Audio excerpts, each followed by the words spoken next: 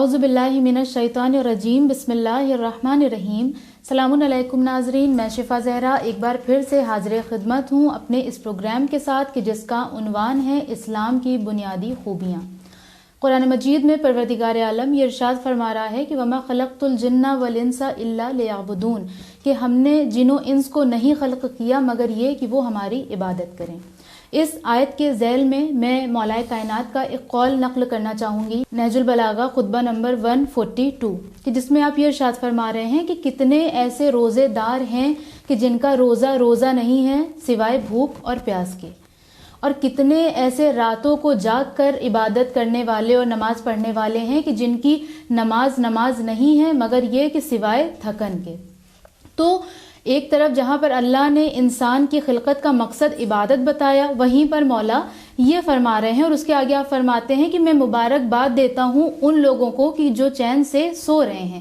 تو اس سے کیا مراد ہے؟ اصل عبادت کیا ہے؟ کس قسم کی عبادت کرنے کے لیے اسلام ہمیں انسسٹ کرتا ہے؟ آج کے اس پروگرام میں ہم بات کریں گے عبادت کے حوالے سے، اور ہماری اس گفتگو میں ہمارا ساتھ دیں گے ڈاکٹر رضا عباس صاحب. آئیے ان کا استقبال کرتے ہیں. السلام علیکم ڈاکٹر صاحب. وعلیکم السلام. ڈاکٹر صاحب، آپ سے ہمارا پہلا سوال یہ ہے کہ آج کے ٹائم پر ہم دیکھتے ہیں کہ بہت سے لوگ ایسے دکھائی دیتے ہیں کہ جو اگر عبادت کر رہے ہیں تو پھر عبادت ہی کرتے چلے جا رہے ہیں. اب انہیں کسی اور چیز سے کوئی مطلب نہیں، عبادت ہے تو بس صرف عبادت ہے. تو کیا اسلام ایسی ہی عبادت کرنے کے لیے انکریج کرتا ہے؟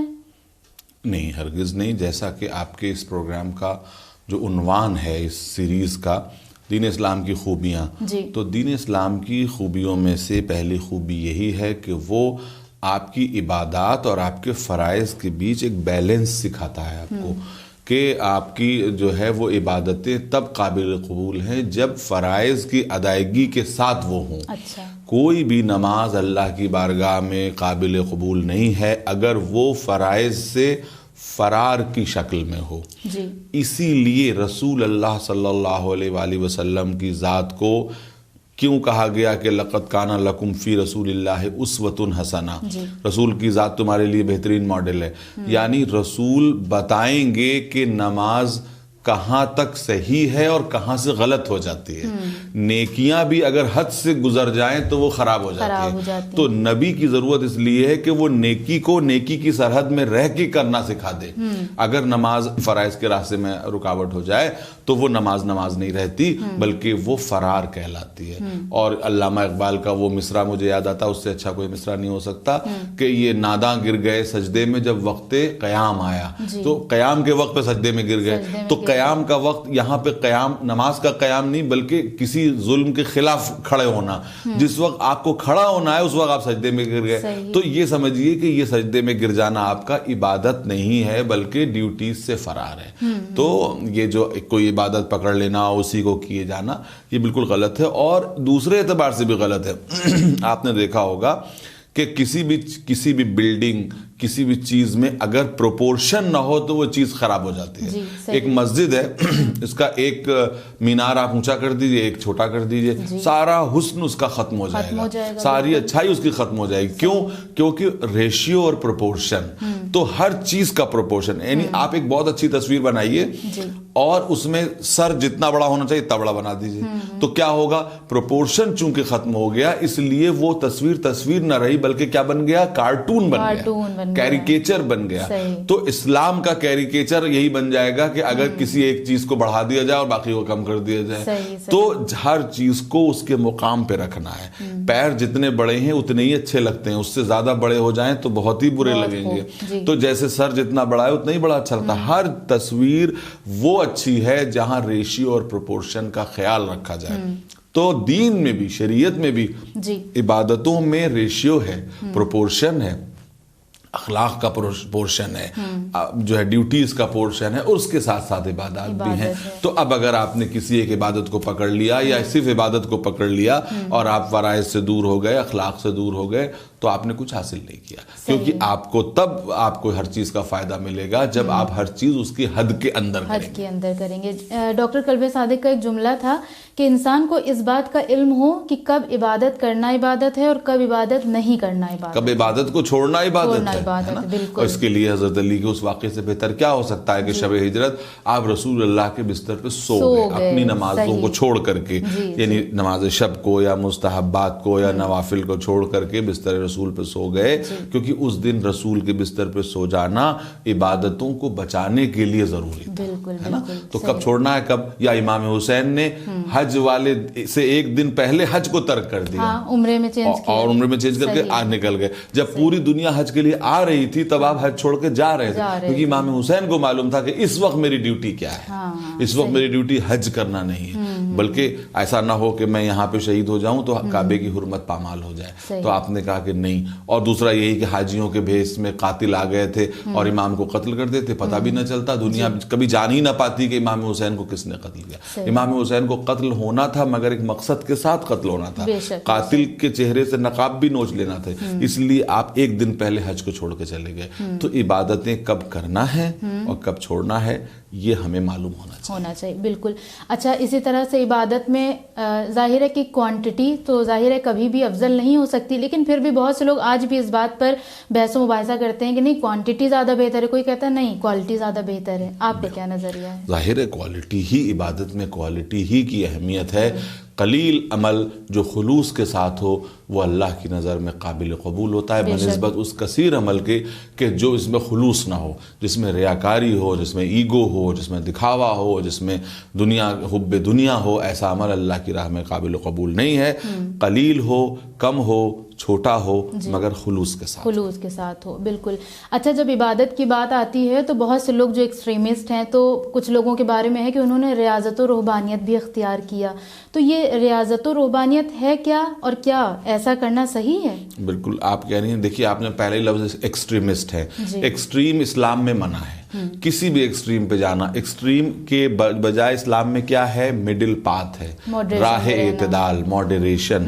دنیا میں ایک ایکسٹریم ادھر ہوتی ہے ایک ادھر ہوتی ہے. ایکسٹریم پہ جانا آسان ہوتا ہے، بیچ میں چلنا مشکل ہوتا ہے. یہ سمجھ لیجیے آپ کسی بھی چیز میں. دیکھیے عبادت میں ڈوب جانا بھی آسان ہے، عبادت کو ترک کر دینا بھی آسان ہے. ترک کر دیا بس اب دنیا میں ڈوب گئے، یہ دین میں ڈوب گئے. دین اور دنیا کو ساتھ لے کے بیچ کے راستے پہ چلنا یہ مشکل کام ہے، اور یہ دین کہہ رہا ہے. بالکل بیلنس کرنا.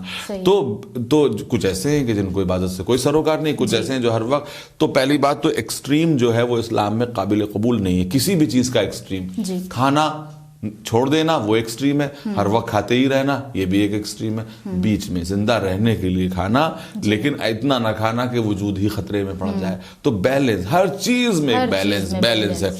تو ایکسٹریم قابل قبول نہیں ہے. یہ اسلام کا بہت بڑی خوبی ہے جو وقتاً فوقتاً چیزیں آ رہی. اس میں سے ایک یہ ہے کہ دین اسلام ایکسٹریم پہ جانے سے منع کرتا ہے بلکہ بیچ راستے میں رہنے کی بات کرتا ہے. تو دنیا چھوڑ دینا وہ غلط، اور دنیا میں گھس جانا، دنیا میں ڈوب جانا یہ بھی غلط، بلکہ دنیا اور آخرت کو نبھاتے ہوئے آگے بڑھنا یہ عبادت ہے. اب آپ نے بات کی ہے ریاضت کی. تو ریاضت کا اگر مطلب صرف یہ ہے کہ اللہ کی بارگاہ میں مشکلیں اٹھانا اور جو ہے کچھ سختیوں کو برداشت کرنا تو ٹھیک ہے، اچھی بات ہے. لیکن وہی ہے کہ ریاضت کا مطلب اگر جو ہے وہ سوسائٹی سے دور ہو جانا، اگر ریاضت کا مطلب جو غذا کھانا ختم کر دینا، پانی پینا بند کر دینا، یہ کرنا بند کر دینا، بیوی بچوں سے علیحدہ ہو جانا، اگر ایسا ہے تو ایسی ریاضت کو اسلام قابل قبول نہیں سمجھتا. اس لیے کہ ایسی ریاضت کے بعد انسان صرف اپنی روح کی تسکین کر سکتا ہے، سماج کے لیے بے فائدہ ہو جاتا ہے. سماج کے لیے بے فائدہ ہو جاتا ہے. وہ روحانی انسان اسلام کے لیے ہے جو سماج کے لیے فائدے مند ہو، ہے نا. تو آپ کے لیے آپ کے ٹیمپریری طور پہ تو آپ سے کہا گیا ہے مثلا کہ آپ جو ہے رمضان کے آخری عشرے میں اعتکاف کریں. تو یہ تو 3 دن کے لیے آپ مسجد میں چلے گئے، تو 3 دن کے لیے آپ نے دنیا کو چھوڑ دیا اور وہاں گئے. لیکن 3 دن کے بعد آپ وہی انرجی اور اسپرچویلٹی لے کے سماج میں واپس آ جائیے، اور آپ اس بات کو جو انرجی لائے ہیں، جو آپ اچھائیاں لائے، اس کو بانٹیے، ہے نا. جیسے حج حج ہے. حج بھی ایک ٹیمپریری withdrawal فرام سوسائٹی ہے کہ آپ اپنے بیوی بچوں کو, سب ماں باپ کو, سب کو چھوڑ کے چلے گئے ایک سفر پہ, ایک روحانی سفر پہ چلے گئے کہ اب آپ کو نہیں پتا آپ کے پیچھے کیا ہو رہا ہے, لیکن وہاں سے آپ کو پلٹ کے واپس سماج میں آنا ہے اور آپ کو جو کچھ وہاں سے لائے ہیں آپ روحانیت کا خزانہ وہ دوسروں کو دینا ہے نا. تو پوری طریقے سے اس سے دور ہو جانا یہ بالکل غلط ہے, اور اس طرح کے کوئی بھی ایسی جسم کو تکلیف پہنچانے والی جو ایکسرسائزز ہیں یا روحانیت یا ریاضت, یہ اسلام میں منع ہے. کیونکہ روحانیت کی تاریخ تو کرسچینٹی کی ہے, آپ کو پتہ ہی ہے کہ وہ لوگ مونک ہوا کرتے تھے جو جنگلوں میں جاتے تھے اور سال بھر نہاتے نہیں تھے. وہ پوری ایک ہسٹری ہے, ہسٹری آف کرسچین موناسٹسزم کی ہسٹری ہے, یورپ میں لکھی گئی ہے کہ ایسے لوگ جن کے پاس دور سے ان کی بدبو آتی تھی ان کے جسم سے, اور عیسائی جو ہیں وہ ان کو بہت بلند مرتبہ سمجھتے تھے اور ان کے پاس جاتے تھے اور یہ سمجھتے تھے کہ ان کے پاس بہت روحانی طاقتیں ہیں اور یہ ہم کو بہت کچھ دے سکتے ہیں, جبکہ وہ کچھ نہیں دے سکتے تھے. ایسی چیزیں آپ کی روحانیت کے لیے تو تسکین پہنچا سکتی ہیں لیکن سماج کے لیے بے فائدہ. جی بالکل, بہت خوب. اچھا, جہاں اسلام نے ہر چیزوں کے بارے میں بتایا, ہر چیز کے رائٹس بتائے, وہیں عورت کو بھی بڑی قدر و منزلت دی, ایسا مقام دیا, وہ بھی اس دور میں کہ جب عورت کی کوئی قدر و منزلت نہیں تھی. لیکن اس کے باوجود اسپیشلی آج کے سوسائٹی میں ہم دیکھتے ہیں کہ عورت اور مرد کے درمیان وہ ایکوالٹی نہیں ہے. آج بھی لوگ عورت کو سپریس کرتے ہیں, اس کے اوپر ظلم کرتے ہیں, حتیٰ کہ ایک ہی ڈیزگنیشن اور ایک ہی پوسٹ پر کام کرنے والے مرد اور عورت کو سیم سیلری نہیں ملتی. تو اس پر آپ کیا کہنا چاہیں گے؟ اس پہ میں یہ کہنا چاہوں گا کہ یہ دنیا آج رائٹس آف وومن کا علم اٹھائے ہوئے ہے, اس کو جواب دینا چاہیے کہ آخر کیوں ایسا کر رہی ہے. ہم تو یہ کہہ رہے ہیں, دینی اعتبار سے ہم یہ کہہ رہے ہیں کہ بالکل عورت اور مرد برابر ہیں, اور اگر ایکول ورک ہے تو ایکول جو اس کی سیلری ہونی چاہیے, ایکول ریمیونریشن ہونا چاہیے. یہ بات بالکل صحیح ہے. اور آپ دیکھیے کہ دین ہی ہے جس نے عورت کو باہر جانے کا فریڈم دی ہے, دین ہی ہے جس نے یہ کہا کہ آپ جو ہے بزنس ٹیک اپ کر سکتی ہیں, آپ جاب ٹیک اپ کر سکتی ہیں, اور اس کے بعد اپنے گھر کو بھی سنبھال سکتی ہیں, سبھی کچھ دیا. اب یہ دنیا جو آج عورت کو ایکسپلائٹ, یعنی اس کا رائٹ دینے کے بہانے سے اس کو ایکسپلائٹ کر رہی ہے, وہ جواب دے کہ آخر کیوں ایسا ہو رہا ہے دنیا میں. ہم تو یہ کہہ رہے ہیں بحیثیت یعنی دین کے ایک طالب علم کے, ہم یہ کہہ رہے ہیں کہ دین ہمارا یہ کہتا ہے کہ اگر ورک برابر ہے تو محنتانہ بھی برابر ہونا چاہیے. یہ تو دنیا جواب دے. وہ لوگ کے جو رائٹس آف وومن کے بہت بڑے پروٹیگونسٹ ہیں وہ کہیں, وہ بتائیں کہ آخر وہ ایسا کیوں کر رہے ہیں, وہ ایسا کیوں کر رہے ہیں. یورپ اور امریکہ میں ایسا کیوں ہو رہا ہے جہاں تو سب سے زیادہ جو ہے وہ عورت کے حق کی آواز بلند کی جاتی ہے. ہم یہ بات کہنا چاہتے ہیں کہ اگر یعنی دین ہمارا یہ کہتا ہے, دین کی اسپرٹ یہ کہتی ہے, میں قرآن کی کوئی اسپیسیفک آیت نہیں کوٹ کر رہا ہوں, لیکن دین کی اسپرٹ یہ کہتی ہے کہ اگر جو ہے وہ کام برابر ہے تو محنتانہ بھی برابر ہونا چاہیے, جو کہ عدل کا تقاضا ہے, انصاف کا تقاضا ہے. اچھا, ایک آخری سوال میں آپ سے کرنا چاہوں گی جو بہت زیادہ پوچھا جاتا ہے, اور وہ یہ ہے کہ مثلاً عورت کی جو قدر و منزلت بتائی گئی ہے اسلام میں, وہ سن کر ظاہر ہے عورتیں خوش ہو جاتی ہیں, لیکن وہیں دوسری سائڈ پر یہ بھی ہمیں دیکھنے کو ملتا ہے, مثلاً امام علی کا قول ہے عورت ناقص العقل ہے, یا عورت بچھو کی مانند ہے, عورت سے مشورہ نہ کرو. تو جب عورتیں یہ سنتی ہیں تو ڈس اپوائنٹ ہو جاتی ہیں, اور مردوں کو موقع مل جاتا ہے اس کے ذریعے کامنٹس کرنے کا. تو اس سلسلے میں کیا کہیں؟ دیکھیے, میں آپ سے یہ کہنا چاہتا ہوں, پہلے تو میں قرآن کی بات کروں گا اور پھر مولا کے قول کی بھی بات کروں گا.